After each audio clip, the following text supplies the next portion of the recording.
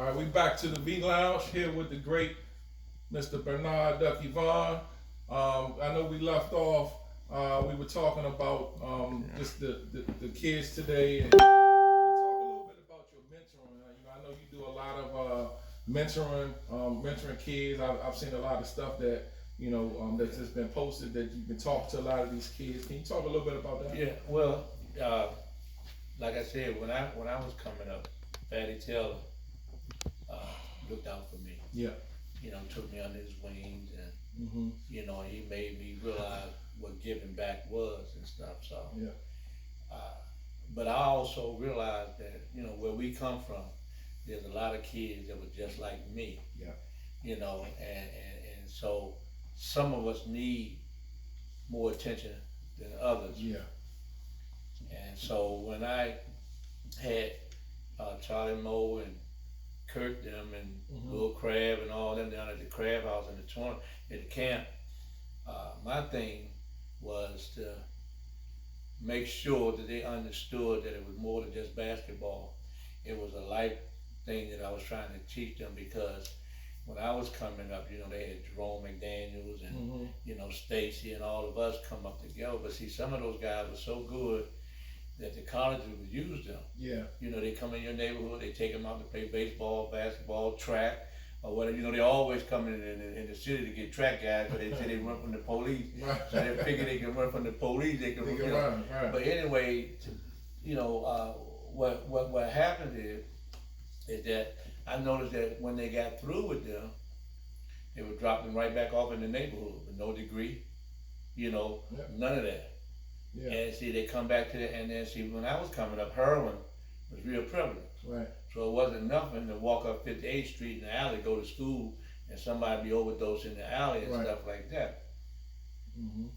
So I that was my main goal, because it was never really about me, because I was always conscious of the fact that every opportunity that I had, it was through somebody else. Right. And that's why I tell kids all the time that your blessings come through other people sometimes. Yeah. And it don't always come through you. And I also made, and we talked about conflict resolution. So, Tyoka Jackson, he was in that camp and stuff. He went on to play for the Tampa Bay Buccaneers and stuff like that. Yeah. So, so my thing was, you never know what a child gonna be. And sometimes when you see me post that stuff, I say that's why we can't give up on our kids. Right. Because you never know. You never know. Right. They might start, and I'm gonna give you a prime example. Polish Frost. Yeah. Terrible. Yeah. Couldn't tell them. Shout out to Polish. Yeah. Polish Frost. Yeah. But I'm so proud of Polish Frost because who in the hell thought that Polish Frost would be a PG County police? Yeah. For I think about 12, 13 years now. Yeah. You know what I'm saying? Because of all the hell he raised. Right. And Carol Holmes, said, I don't know what I'm gonna do, because he Polish Frost mother and father, all those in elementary school together. Okay. Yeah, all those on 58. Yeah, they did on 58. They really drew with us. And who would have thought that? Because he raised Kirk Smith was the same way. Yeah. Kirk Smith raised a lot of hell when he was a little boy and stuff. But there was the competitiveness in them. But when Melvin asked me to run that basketball camp, I thought that was the best thing that ever happened, because I always worked in recreation. Right. I worked in park and planning and stuff like that in the summertime. Right. So Harvey Dorsey, Ace Dixon, all these guys that was working in the recreation, they take us under their wings, and so that's something that I like to do. So you kind of like, and you come out of our neighborhood, you just want to set the example. Exactly, right. And I remember, man, and I remember when I was, Ray Leonard, them, all of us were good friends, and I remember, man, when I was on drugs pretty bad. I never forget this. I was on drugs pretty bad, and one of the kids came up to me and said to me, he called me Bernard. He said, Mr. Bernard, he said, man, let me tell you something, man. He was 15 years old. Yeah. He said, you is our role model. Right. He said, we want to be like you. Like you, yeah. He said, even though Ray and all them, this and that, all, right. He said, man, please get yourself together. Wow. Right? So once I got myself together, I made a promise to God that I would do whatever it is that He asked me to do. Right. And because see, sometimes you get off drugs and alcohol, then what? You know what I'm saying? So Yeah. if you don't find yourself doing something positive, Yeah. then if you hang around a barber shop long enough, you still get another haircut. Yeah. So I went back because see, I wasn't a bad guy. I just did bad things. Mm-hmm. See, so some people, about the streets, some people get what they deserve. You know what? But that's a point that I think people miss a lot. Mm-hmm. People can do bad things, but they don't necessarily are bad people. Right. Now, if you killed 15, 20 people or burned up some people, that's something different. Yeah. You made a bad choice for yourself, right. but not that you're a bad person. I think a lot of times people get lumped into making bad decisions and doing something bad with being bad. That's not always the same thing. Yeah, and that's why when we was having the conversation earlier, that's why I said, it's a difference between, and that's what I try to teach the kids when you talk about memory. See, they didn't understand back then what we be trying to teach them until they get older. Until they get older, and yeah. See, and so what we do is a thankless job sometimes. Yes, we do. Because some of them gonna tell you to kiss their ass. Yes, they are. And some of them gonna come and say, you know what, Coach? I'm so glad, man. I'm married. I got 2 kids, Yeah. man. My wife. I got a good job, man. Yeah. And if it hadn't been for you, Yeah. and that's what it's all about. It ain't about somebody. I done coach guys, train guys that went to the NBA and never gave me a dime. Right.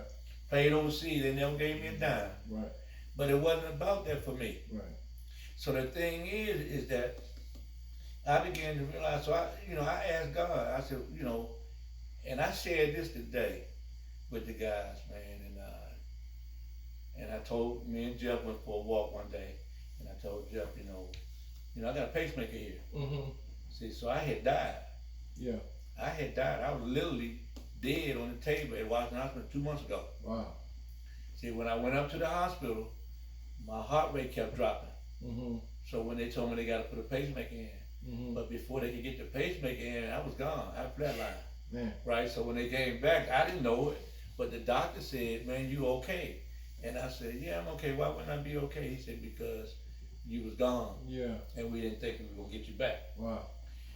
So from that point on, that's when I realized that I'm here for a purpose. For purpose. Yeah. See, and that's what I asked God. Just tell me what you want me to do. Yeah. And so He said, "You go with the kids. Yeah.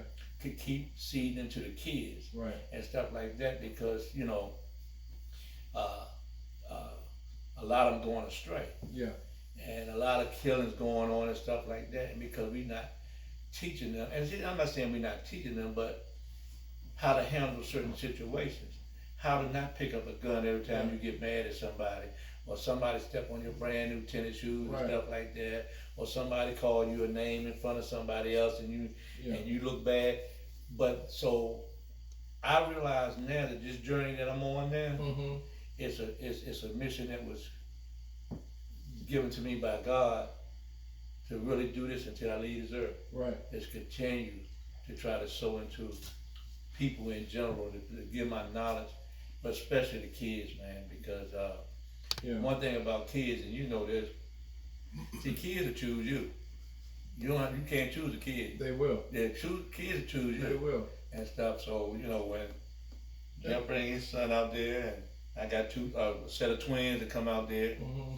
and it just fills my heart because see, I know I'm doing what God called me to do now. Yeah. And you know what? It's just amazing that you just shared that story. So thank you for that. Yeah. For me, I would say a couple of people in my family, did drugs, hard drugs, So I learned from that. Right. But for me, crack was out. Right. That was in my time. The late 80s was more, cocaine, but then the crack really hit in 85, 86 in the town, and I seen a lot of people change, and especially on my street, and also where I grew up, it was boat or PCP. Right. So on the southeast side, there was a lot of people on PCP and crack. So can you imagine the mix of that? And that time was crazy. So for me, just to try to navigate and get through that, I said that if I did get through all of this and stayed alive, never sold drugs, because I just say I had family members who did that, and I just wanted to stay away from it. So, because I am younger than you, I learned from a lot of my people who taught me, hey, stay away from this. Don't be part of that. And so I will always teach the kids that I work with the same lesson. And I worked in rec. Right. So I worked in rec for about 15 years as a roving leader, and I would have to go in houses, especially in Ward 5. Right. So that Ward 5 was my area, Trinidad, Langdon Park, Brentwood, the whole, and I was the only person. So I was the only roving leader at my time when I was working there that was service. So you had so many mothers and people that need help, and so when I started to do that and help people get jobs and help people get food, and clothes and stuff like that, I kind of fought it because I was like, man, I should be playing the NBA, I should be doing this. But God put a spirit on me and said, this is what you're here for. And then I had to really just humble myself and accept that. And then from that point, I just started working with kids and families. Right. So for me, that was part of my journey too. So talk about you mentioned on the break, talk about your college experience. Right. And that's why and I got a little off track. Because when you asked me about it, see, that was one of the things what I want the kids in our neighborhood to do was to get to go to college, get a degree. See, because that's the one thing they can't take away from you. Right. So, I told you earlier about how I used to hitchhike 20-something miles one way to go to school. Yeah. Tell them what time you used to get up. I used to get up at 4:30 in the morning. I lived down by Watts Playground, and I used to get up at 4:30 every morning to hitchhike out the Good Luck Road to Duval. And if I couldn't make it to the 7-Eleven down by Glen Arden by 6:15, I got left. Yeah. So it was I think about 22, 23 miles. And then in the evening time, I stay after practice and stuff, get a ride. But the guys didn't like to come into DC. And they would drop me off at Glen Arden, at the town hall. And it'd be 12 o'clock at night, man. And I get home about 1:30, 2 o'clock, and got to get up at 4:30 and do it all over again. Right. But see, I was setting the example back then that if you wanted something bad enough, that you'd do whatever it is. It's called therapeutic, Rock Green, I told you this, the guy up at Phelps, was the guy up at Spring, Lindsay told me don't even come out for the team. And then I was transferred up to Phelps without my mother's permission. And got up there, made the team, and then never played. Didn't even play in practice. Who don't play in practice? Wow. So I never played in practice and stuff. And but see, sometimes I use that to motivate myself. See, and I tell kids about that all the time. You can use it, and you can either let it defeat you, or you can use it to motivate you. Right. So I use it to motivate myself. So going back and forth to Duval and playing, and it all paid off. So when I graduated from high school, like I told you, my senior year, I wasn't allowed to play in the PG County because my graduation class had left. Okay. But I was only 17 years old. Right.